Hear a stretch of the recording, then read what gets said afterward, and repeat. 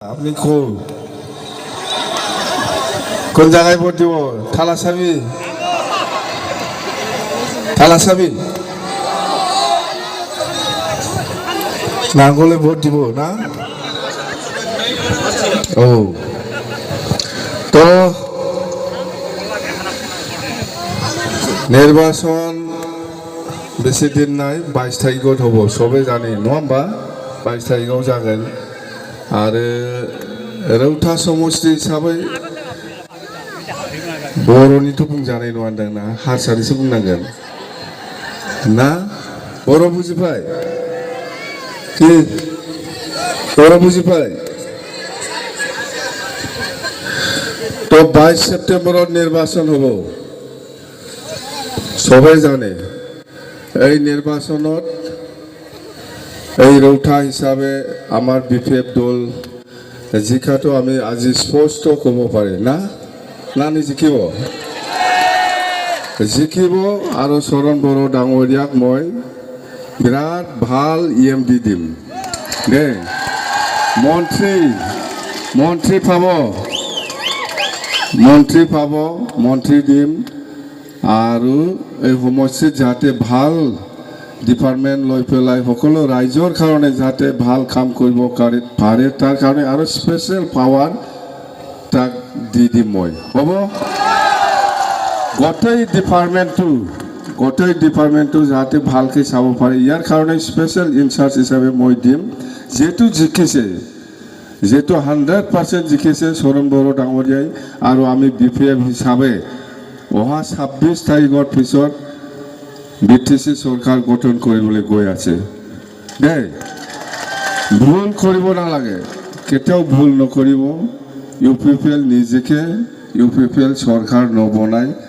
আমি যিখিনি দেখিছোঁ শ্ৰীৰামপুৰৰ পৰা আৰম্ভ কৰি গহপুৰলৈকে সকলো জাতি জনগোষ্ঠীয়ে এইবাৰ BPF চৰকাৰ লাগে বুলি সকলো আগুৱাই আহিছে, সকলো সহায় কৰিবৰ কাৰণে আমাৰ লগত যোগাযোগ কৰি আছে। না মুছলিম বাদ আছে, না ৰাজবংশী বাদ গৈছে, না কোনোবা অসমীয়া, অথচ যিমান জাতি জনগোষ্ঠী আছে চবে আমাৰ দলক সহায় কৰিবৰ কাৰণে আগবাঢ়ি আহিছে। সেইকাৰণে আমি বাৰে বাৰে কৈছে যে এইবাৰ BPF চৰকাৰ গঠন কৰাটো 100%।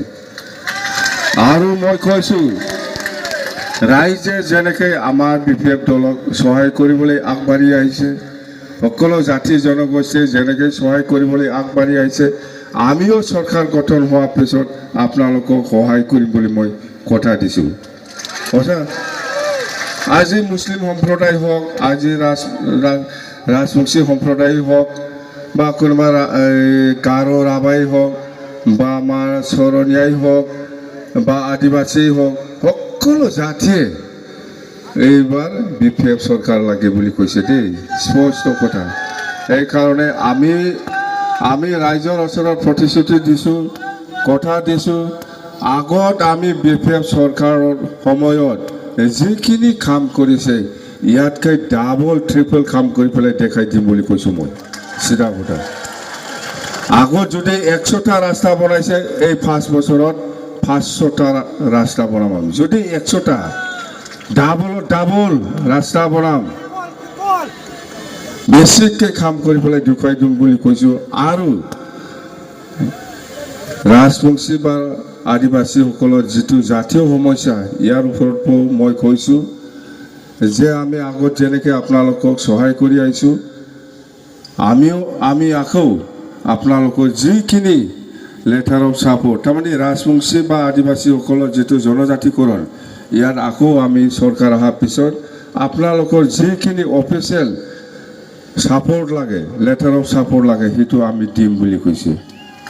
ৰাজবংশী আৰু আদিবাসীসকলৰ এইটো প্ৰব্লেম নাই।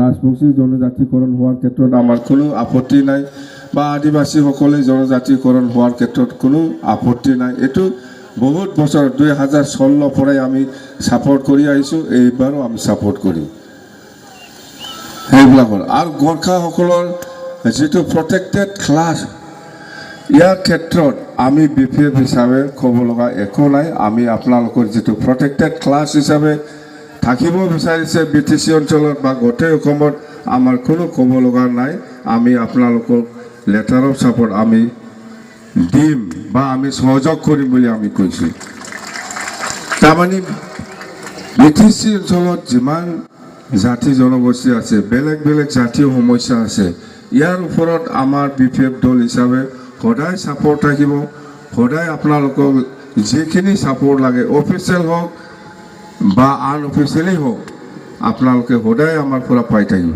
ঠিক তেনেকুৱা আমাৰ